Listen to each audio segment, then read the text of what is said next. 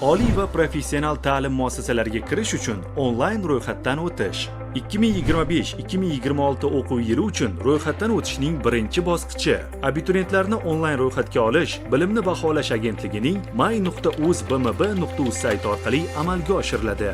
may.uz.bmb.uz sayti orqali ro'yxatdan o'tish quyidagi tartibda amalga oshiriladi.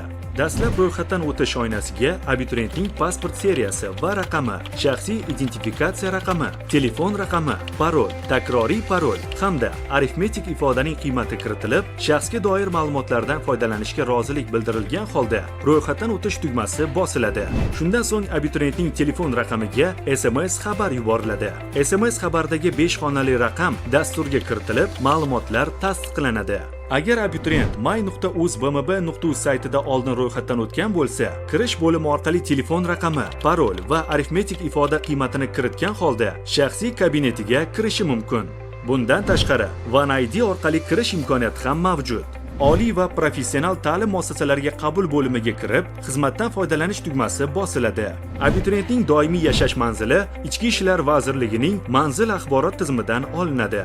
Agar abituriyentning doimiy yashash manzili avtomatik ravishda shakllanmasa, mazkur ma'lumotlar abituriyent tomonidan to'ldiriladi. Tugatgan ta'lim muassasasi oynasidan abituriyent tamomlagan ta'lim muassasasi joylashgan hudud, muassasasi turi va nomi hamda tugatgan yili tanlanib, hujjat seriyasi va raqami yoziladi. Agar abituriyentning tugatgan ta'lim muassasasi dasturda mavjud bo'lmasa, muassasa turidan boshqa o'quv yurti tanlanib, muassasa nomi yozma kiritiladi. Bunda joriy yil bitiruvchilari tugatgan ta'lim muassasasi bo'yicha ma'lumotlarni kiritmaydi. Ularning ma'lumotlari tegishli vazirlik va idoralardan real vaqt rejimida olinadi. Diqqat! Ta'lim to'g'risidagi qonunga ko'ra, umum ta'lim muassasasini tamomlamagan o'quvchilar oliy ta'lim muassasasiga o'qishga qabul qilinmaydi. Agar abituriyentda umum ta'lim fanlaridan tabaqalashtirilgan ball beradigan milliy sertifikat mavjud bo'lsa, sertifikatdan foydalanishni tasdiqlashi yoki rad etishi lozim. Agar abituriyentda umum ta'lim fanidan maksimal ball beradigan yoki chet tilidan B2 yoki C1 darajadagi milliy sertifikat bo'lsa, undan foydalanishni tanlash talab etilmaydi. Uning ma'lumotlari avtomatik ravishda shakllanadi. Agar abituriyentda umum ta'lim fanidan yoki chet tilidan xalqaro sertifikat mavjud bo'lsa, xalqaro sertifikat bo'limiga kirib, sertifikat ma'lumotlari kiritiladi va sertifikat yuklanadi. Bunda xalqaro sertifikatlarni 20-iyunga qadar yuklash tavsiya etiladi.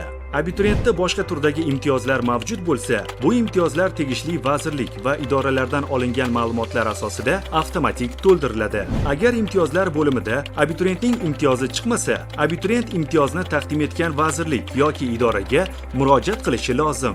Ariza topshirish bo'limida oferta bilan tanishib, tasdiqlagandan so'ng test topshirish hududi, ta'lim tili va test topshirish alifbosi tanlanadi. So'ngra test sinovi topshiriladigan fanlar majmuasini aniqlaydi. Agar abituriyent alohida iqtidor talab etiladigan ta'lim yo'nalishini tanlasa, kasbiy, ijodiy imtihon topshirish uchun o'ziga qulay bo'lgan oliy ta'lim muassasasini ham tanlaydi.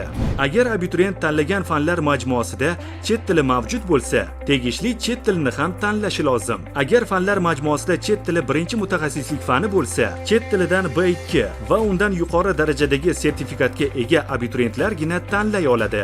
Saqlash tugmasi bosilgandan so'ng ma'lumotlarni tasdiqlash uchun abituriyent telefon raqamiga SMS xabar yuboriladi. SMS xabardagi 5 xonali raqamni dasturga kiritish orqali ma'lumotlar tasdiqlanadi. Ma'lumotlar tasdiqlanganidan so'ng abituriyent qayd varaqasi shakllanadi.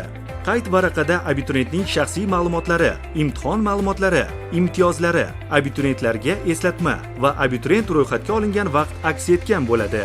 Yuklab olish tugmasi orqali abituriyent qayd varaqasini yuklab olishi mumkin.